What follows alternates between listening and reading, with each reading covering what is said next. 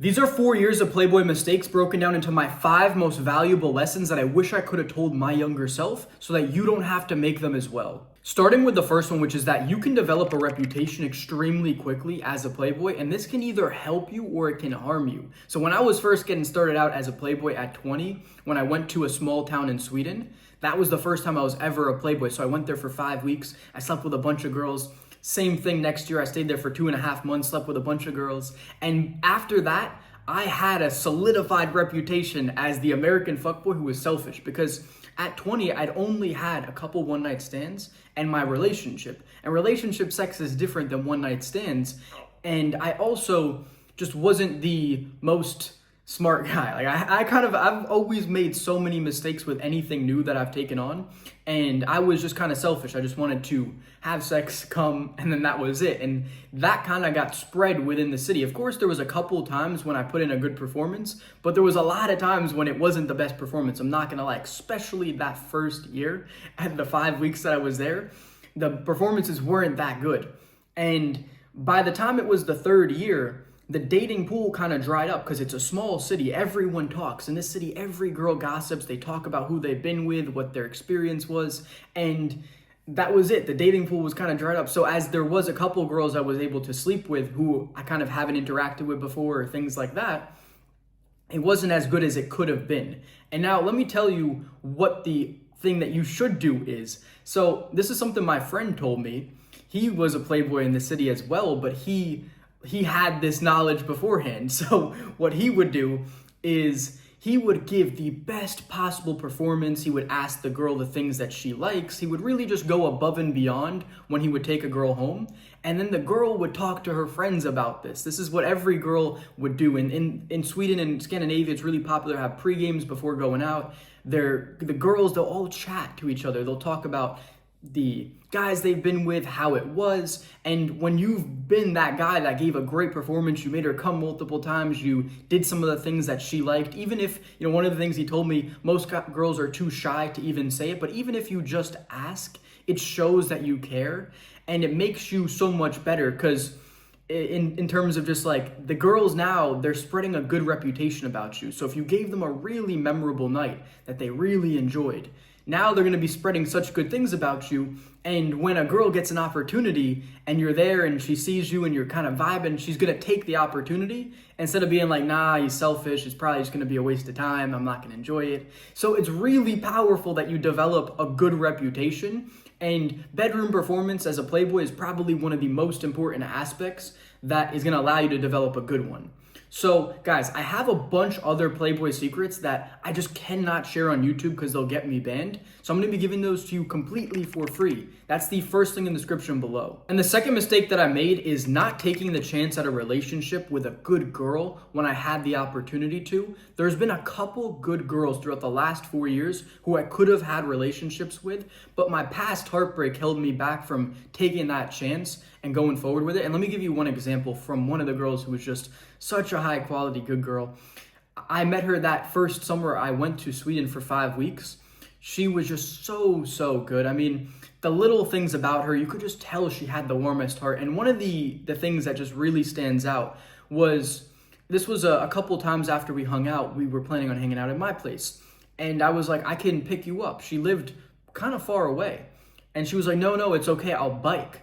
The bike ride was an hour and a half. It took her an hour and a half to bike to my place. And this was when it was getting a little bit colder. This was in September. So it was getting a little chilly at night. And she biked an hour and a half at night to come see me and sleep over and have fun. And this was just I was just blown away. I was like, I've never seen anything like this before. And she was just such a sweet, such a good girl. And this has been validated over the past years. I mean, in that small city, like I said, everyone kind of knows each other. I rarely saw her at the club. Only like once or twice did I see her at the club.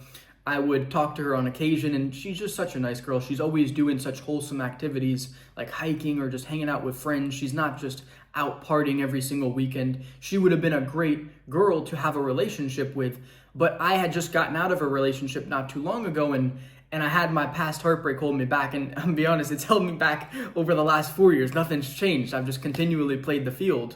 And there's been a couple other good girls who I could have had a relationship with, but I just didn't go that route, and I just wasn't that type of guy who would have, been a good potential for a relationship, because the way that you act and behave and think impacts everything. So you can just see that I'm not the type of guy to have a relationship with.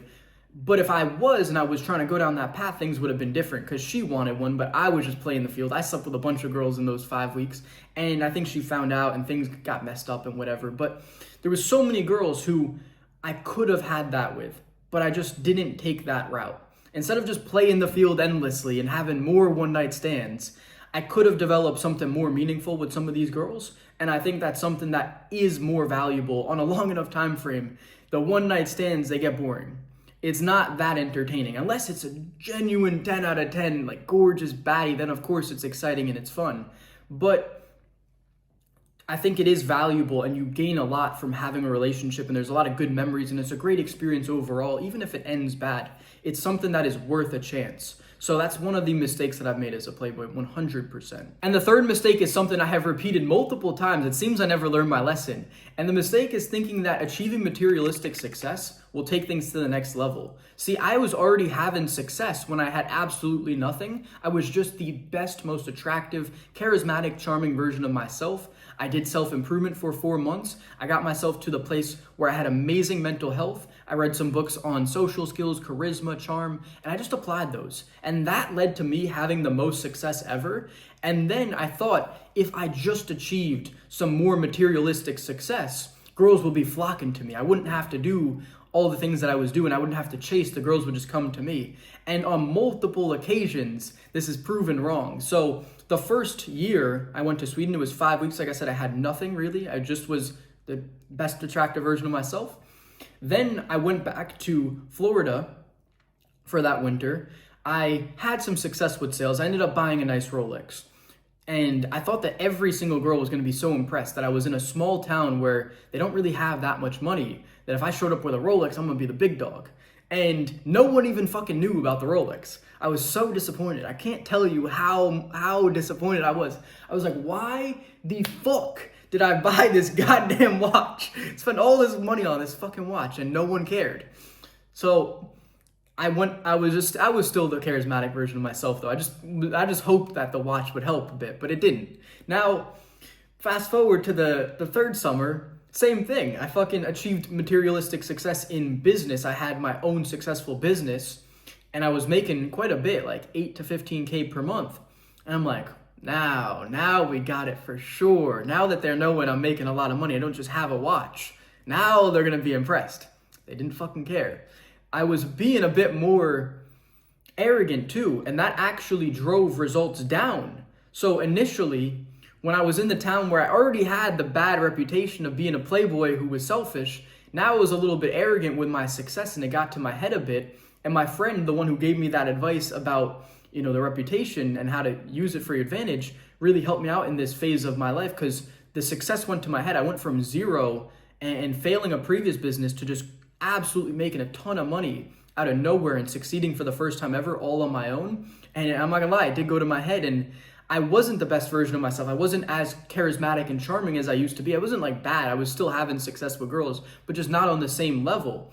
And then when I returned to being the charismatic, charming version of myself that I used to be, I once again started to have insane success. I went to a new city and I just applied all the things I used to do and just chat to girls and talk about themselves mostly and be nice and not talk about my success. And once again, all of a sudden I started to get with girls left and right. So achieving materialistic success has never directly helped me get girls or lock them down or have them come to me. It's always just been about me self-improving, being the best, most attractive version of myself, going to the gym, having an attractive body, getting nice clothes, not having to have design or anything, but just clothes that fit me really well, that I look sharp in, making sure I'm, for me, I rock a clean shave, make sure my haircut's nice. And then beyond that, it's just about the energy and charisma that I bring to the table when I talk to girls. And that's what's always driven results for me. It's never gotten impacted by any sort of financial or monetary success. And the fourth mistake is something I haven't made too many times, but the few times that I have made it, it really ingrained into my mind, and it wasn't the way that I wanted to be perceived as a guy, which was overly pursuing a girl and just not catching the hint that she wasn't interested. So I haven't done this too many times, but there was a couple times when I've done it. So I'll give you one example. So that first year I went to Sweden for those 5 weeks, I met this girl when I just got there. Me and my dad were at a hotel and she worked at the bar. So my dad and I and my cousin were there having some drinks, and I was talking to her, and this girl is 10 out of 10 gorgeous. Blonde hair, blue eyes, big natural titties, tight waist, good body, amazing. And I end up seeing her out 4 weeks later towards the end when I've had all this success. I'm on my confidence high. And I was chatting to her, because we kind of knew each other a bit. So we're talking a little bit. We were dancing, and I was telling her, like, let's hang out tonight. And she was like, you're cute and whatever, but I'm 25. I'm not doing this anymore. And I just kept trying. And I kept trying. And it didn't work out. And then the stupid part, like, this is where it gets worse, is the next year I come back, that next summer, I see her out again. I try the same bullshit, and it just never worked out. And now I just look like a fool. And I was looking like an idiot, the guy who just wouldn't stop trying. I don't know why I tried so hard on these 2 occasions for this one girl. I just wanted her so badly, and it never worked out. And there was another time where the third summer, I made this mistake where I was just chatting to this girl, but like I said, how I was kind of arrogant on my success, and I was a little bit in that state. And then there was some guy who came around, and I almost got into a fight with him, and it was just not worth it. It was like, this girl was not interested in coming home with me. If I just fucking was like, cool, nice to meet you, and then went and chatted to some other girls, I probably could have brought a girl home that night, So it was just a whole waste of time, and it never ended up being something productive. So the few times that I have made that mistake, just being a little too drunk or arrogant or thinking that I should have gotten that girl, it's never worked out for me. Taking ego out of the equation is probably one of the best things that you can do when it comes to chatting to girls. If you can really just take rejection on the chin and not care and leave with a smile and say it was nice to meet you, you would be surprised how much things will change for you. So now the new thing that I do is, as soon as I see a girl is not interested, I'm out of there. Whether it's 15 seconds, 30 seconds, a couple minutes, 20 minutes. If I tell her she's not interested in, we were just having a little bit of a friendly conversation, I'm out of there. That's how I roll now. So as soon as I notice a girl's not interested, between her eye contact, lack of enthusiasm in her face, her body language, maybe she's turned away, her tonality, the little things I've been able to pick up on, you kind of develop a deep intuition for this when you chat to thousands of girls over the years.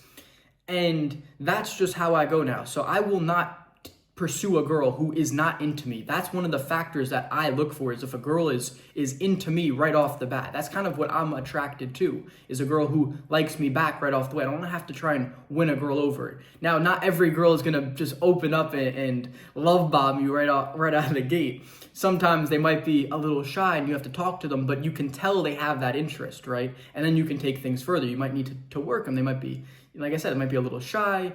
They might be nervous, and you just talk to them and you can develop things really well. But as long as they like you, if I see that a girl's not interested, she doesn't like me, for whatever reason, I don't care, but I'm just not going to stick around. That's just how I roll now. And that's the best thing that I would give, the best advice I would give for chatting to girls if you want to be a playboy. And now the fifth and final mistake is having sex purely for the sake of having sex. This is something that my friend told me when I went to Florida. He was like, bro, if you go home with a girl and she's not that hot, at least you're having fun in the end of the night. Whereas if you went home alone, you're not gonna have any fun. And I was like, I hear you, but I don't know, man. Because I was used to getting with these gorgeous 10 out of 10 Swedish girls before coming back to Florida, because this was when I was still new to being a playboy. And one of the times I took his advice. So I was at this college party, and I went back to this girl's college dorm. She had a good body, but her face wasn't the best. And I kind of just regretted it after. And I've done this only a couple of times, but every single time I feel so bad. And it's usually when I'm just like too drunk or whatever. But I remember recently this happened, and I was like, never again. I've made a firm cutoff where I was like, if I'm not super attracted to the girl, or we don't have a really good connection and I like her a lot, then I'm not gonna sleep with her. Because it was like I had that feeling after sex that you get when you break your nofap streak. It's just like that post-nut depression. You're like, what the fuck did I just do? Why did I do this? This was just such a bad idea. And I remember just having sex with this girl and laying in bed at like 3 a.m. being depressed. And I'm like, what the fuck is going on? How did we get here? You know? So the advice I would give you is twofold. Either have sex with girls who you really like and have a connection with. And now, I'm not going to say that you have to develop a connection over weeks and months. You can develop a connection with a girl real quick. Earlier this summer, I met this girl and she was very attractive, and we just started talking for most of the night. We danced a little bit, we were running around, and by the end of the night, we had such a good connection. The vibe was just immaculate, and it was just kind of automatic. Like, she just came back to the hotel with me. We didn't have to really talk about it. It was just kind of like, oh, we out of here? She's like, yeah. And it was just a great night. And the other thing is, if you find the girl super attractive, like if she's just like drop dead gorgeous, then yeah, like, you know, in the end of the day, we're guys. Like, you want to, if you get the opportunity to sleep with a gorgeous girl, of course, take it. Don't be fucking gay. Like, what, you know what I mean? So there was one girl this summer as well, who was probably top 5 girls I've ever been with, top 3, honestly. She was gorgeous, 11 out of 10. And I brought her back to the hotel within 10 minutes. It was mostly just because of my boldness. Like, she loved how bold I was, that I just came up and chatted to her. I had good charisma and energy. My energy was amazing that night, and I just brought her home quick. So that's another one. It's really if, you know, you like the girl, you actually like her, you have a connection with her, or if she's just super, super attractive. And obviously for the one that you like, you're probably attracted to her if you're getting to that point of liking her. So really just making sure the girls are attractive and meet your standard. I just wouldn't go below that standard. The times that I have, I deeply regret it and I wish I didn't have it. And like, for example, that time when I went back with that girl from the college dorm, it was a small campus and I got fucking made fun of by the friends that I was hanging out with for doing that. So once again, going back to reputation, it's super important that you don't do things like that. But these are only lessons that I would have learned by making them. So as I've had to go through the fucking ringer and experience the pain along with making these mistakes, that's why I'm sharing this video with you guys, so you don't make them as well. And once again, I have some more Playboy secrets that I cannot share on YouTube. They would get me banned, and that's going to be completely for free. It's the first thing in the description below.